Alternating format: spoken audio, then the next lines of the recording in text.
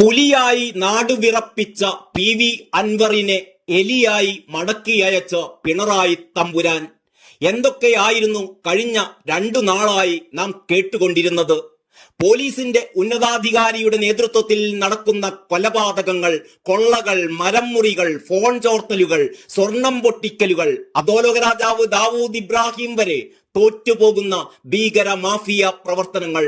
ഇവരെയെല്ലാം സംരക്ഷിക്കുന്ന പി ശശി എന്ന സർവാധിപത്യ ചക്രവർത്തി എല്ലാം സ്വാഹ. കേരളം ഞെട്ടിത്തെറിച്ച സംഭവങ്ങളായിരുന്നു. ഇന്നോളം കേട്ടിട്ടില്ലാത്ത അധോലോക കഥകൾ.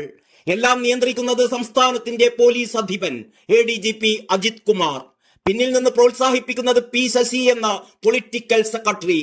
ഇതൊന്നും അറിയാത്ത പാവം പിണറായി എന്ന കാരണഭൂതൻ.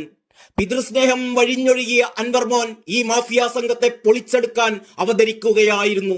മലയാള സിനിമാ രംഗത്തെ ഇക്കിളിക്കഥകൾ നിറവും രുചിയും നൽകി പ്രേക്ഷകരെ ലഹരി പിടിപ്പിച്ചുകൊണ്ടിരുന്ന ചാനലുകാർ മുഴുവൻ അൻവറിന് ചുറ്റും നിലന്ന് ജയ് വിളിക്കാൻ തുടങ്ങി.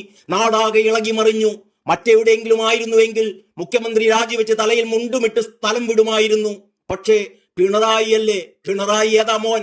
അൻവറിന്റെ കഥ കേട്ട പാതി കേൾക്കാത്ത പാതി അന്വേഷണത്തിന് ഉത്തരവിട്ടു. പ്രതികളെ കണ്ണിറുക്കി കാണിച്ചു. ഒന്നും സംഭവിക്കില്ല, എല്ലാം ഷോ, വെറും ഷോ, കണ്ണിൽ പൊടിയിടൽ. പക്ഷെ അൻവർ മോൻ ഇതൊന്നും അറിഞ്ഞതേയില്ല, അല്ലെങ്കിൽ അറിഞ്ഞ മട്ട് കാണിച്ചതേയില്ല. അധികാലത്ത് എഴുന്നേറ്റ് അൻവർ മോൻ തെളിവുകളെല്ലാം ചാക്കിൽ കെട്ടി കാരണബോധനെ കാണാൻ പോകുന്നു. സെക്രട്ടേറിയറ്റിലെ നോർത്ത് ബ്ലോക്കിലായിരുന്നു സമാഗമം. സംഭ്രമജനകമായ നിമിഷങ്ങളായിരുന്നു. പിന്നെ കാറ് മൂടിക്കെട്ടിയ ആകാശത്ത് മഴ പോലും മാറി നിന്നു. മിനിറ്റുകൾക്ക് ശേഷം അതാ വരുന്നു അൻവർ മോൻ. പോയ പോലല്ല വരവ്. ശാന്തസ്വരൂപനായി, നിർമ്മല ചിത്തനായി. പത്രക്കാർ ചുറ്റിലും കൂടി. എന്തായി കാര്യങ്ങൾ? അജിത് കുമാറിനെ പറപ്പിക്കുമോ? ശശിയെ പൂട്ടുമോ? കാരണഭൂതൻ പടിയിറങ്ങുമോ? അൻവർ മോന്റെ കണ്ണുകൾ നിറഞ്ഞു, കവിൾത്തടം ചുവന്നു, അധരം വിറച്ചു. ശാന്തം പാപം. എല്ലാം എന്റെ തോന്നലായിരുന്നു. തോന്നൽ മാത്രം. ഞാൻ മാത്രമേ കണ്ടുള്ളൂ എന്ന് പണ്ട് ഗുരുവായൂരമ്പല നടയിൽ നിന്ന് നമ്മുടെ നവ്യ നായരുടെ കഥാപാത്രമായ ബാലാമണി പറഞ്ഞ പോലെ അൻവറെ കണ്ടുള്ളൂ, അൻവർ മാത്രമേ കണ്ടുള്ളൂ. ഇതാണ് സത്യത്തിൽ സംഭവിച്ചത് എന്ന് പറഞ്ഞാൽ ഞങ്ങൾക്ക് മനസ്സിലായില്ല എന്ന് പത്രക്കാർ.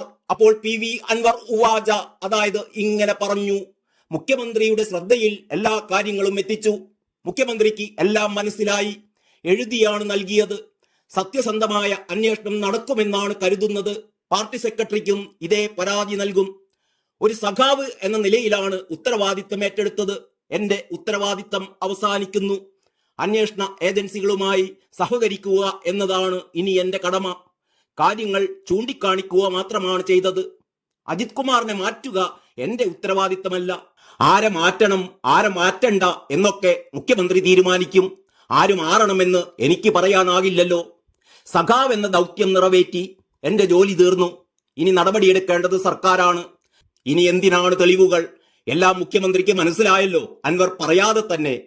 അൻവർ പറയാതെ പോയ കാര്യങ്ങൾ വരെ പിണറായിക്ക് അറിയാമെന്ന് മനസ്സിലായതോടെയാണ് നേരത്തെ ചാക്കിൽ കെട്ടിക്കൊണ്ടുപോയ തെളിവുകൾ അൻവർ തിരികെ കൊണ്ടുവന്നത്. ഇനി അത് ആ ചാലിയാറിലൊഴുക്കാം. സർവം സമർപ്പയാമി എന്നൊരു മന്ത്രവും ചൊല്ലാം. എല്ലാം മനസ്സിലായിട്ടും ചില പത്രക്കാർ വീണ്ടും ഒരു ആക്കിയ ചോദ്യം ചോദിച്ചു. അല്ല, നമ്മുടെ പി ശശിക്കെതിരായ ആരോപണത്തിൽ ഉറച്ചു നിൽക്കുന്നോ എന്ന്. അൻവർ മിണ്ടിയില്ല.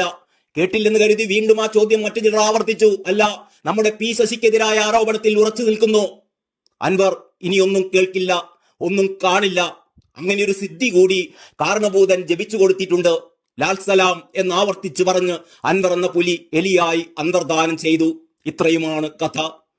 കാരണഭൂതനും ADGPയും പി ശശിയും പിന്നെയും കുറെ കാലം നാടുഭരിച്ച് കുട്ടിച്ചോറാക്കി എന്ന് VKN ഭാഷ കടമെടുത്തുകൊണ്ട് ഈ വിവരണം അവസാനിപ്പിക്കുന്നു. നന്ദി, നമസ്കാരം.